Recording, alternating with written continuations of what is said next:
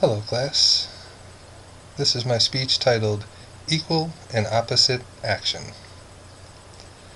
Today I'd like to talk to you about the four forces of flight and how they interact with each other. This information may seem like it would only be fit for someone who is looking to learn to fly, but really it can actually help people understand how planes you fly in as a passenger actually do what they do. For example, have you ever looked out the window at an airport, at the plane you're about to board, and wonder, how does something that big and heavy not only get off the ground, but fly at extraordinarily fast speeds? What allows the plane to carry so much weight? Why, or even how, does it go as fast as it does? These are the questions I plan to help you answer today. This topic is something that should be taught to every flight student. As a flight instructor myself, I make sure my students have a solid understanding of the concepts I'm about to go over with you. This lecture is not going to be as in-depth as it would be with one of my flight students. The reason for this is not only, the limited amount of time I have with you, but to answer the questions I mentioned earlier, it's really not that necessary to go that in-depth.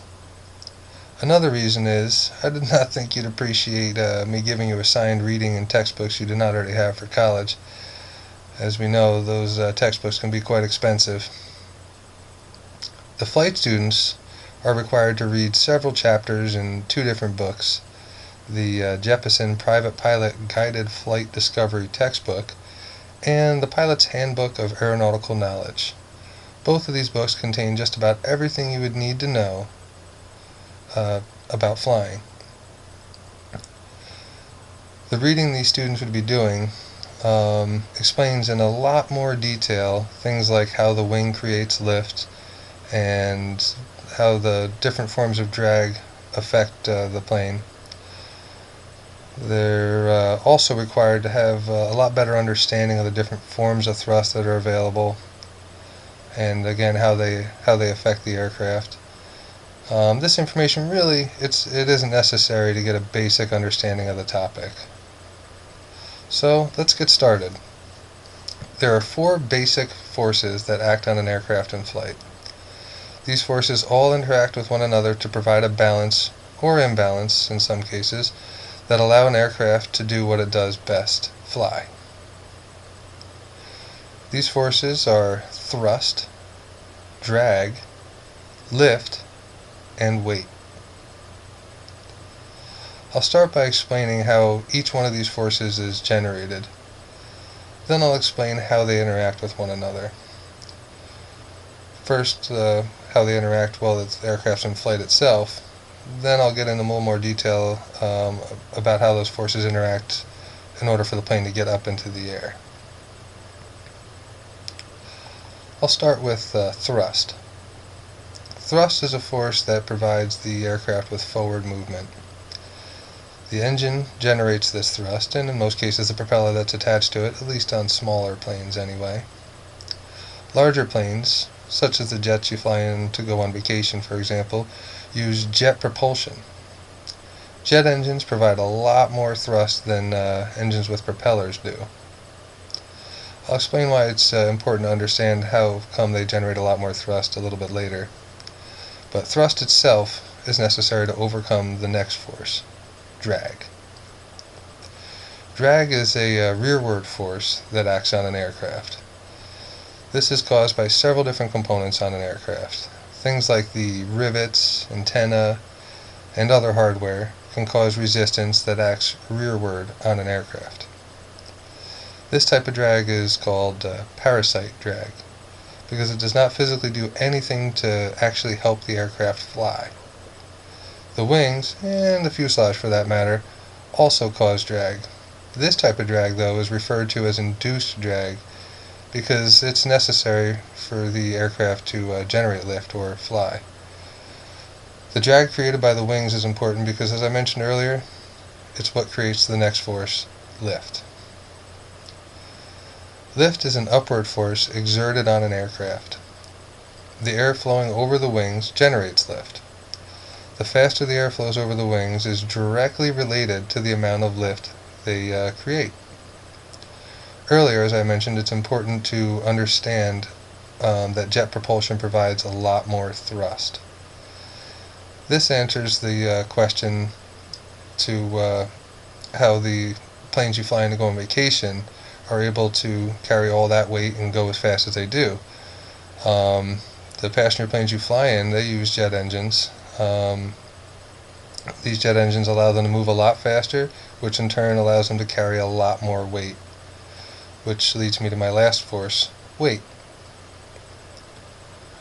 Weight is a downward force exerted on an aircraft.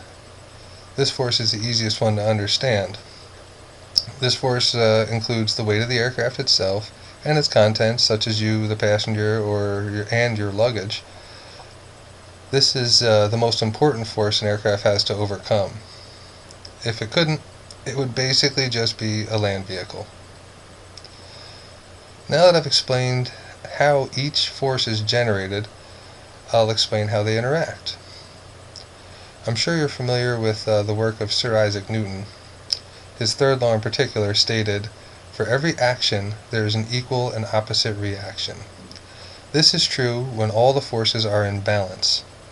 In other words, once an aircraft is in flight, all the forces mentioned earlier are acting on each other equally. Thrust is producing enough forward movement to counter the effects of drag. Lift is producing enough upward movement to counter the force of weight. So how does an aircraft get into the air in the first place? Do you remember earlier I mentioned the imbalance? Well, this is when the forces need to be in a state of imbalance. In order for an aircraft to climb into the air, the force of thrust has to be greater than the force of drag. The force of lift has to be greater than the force of weight. For example, the engines have to be at full throttle for takeoff so that they can exceed the force of drag. This increase in thrust causes the wings to move through the air faster, which in turn allows the wings to generate more lift, which is of course necessary to exceed the force of weight. Since this lecture was not intended for flight students, I tried to keep the principles involved fairly basic.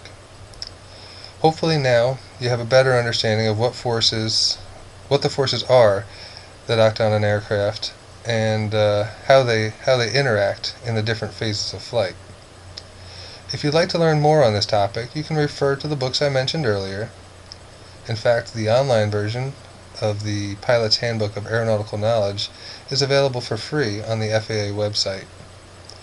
This concludes my lecture on this topic, so hopefully next time you're at an airport looking out that window at the airplane you're about to board, you'll have a better understanding of what forces are necessary to get that big heavy thing to climb into the sky and stay up there.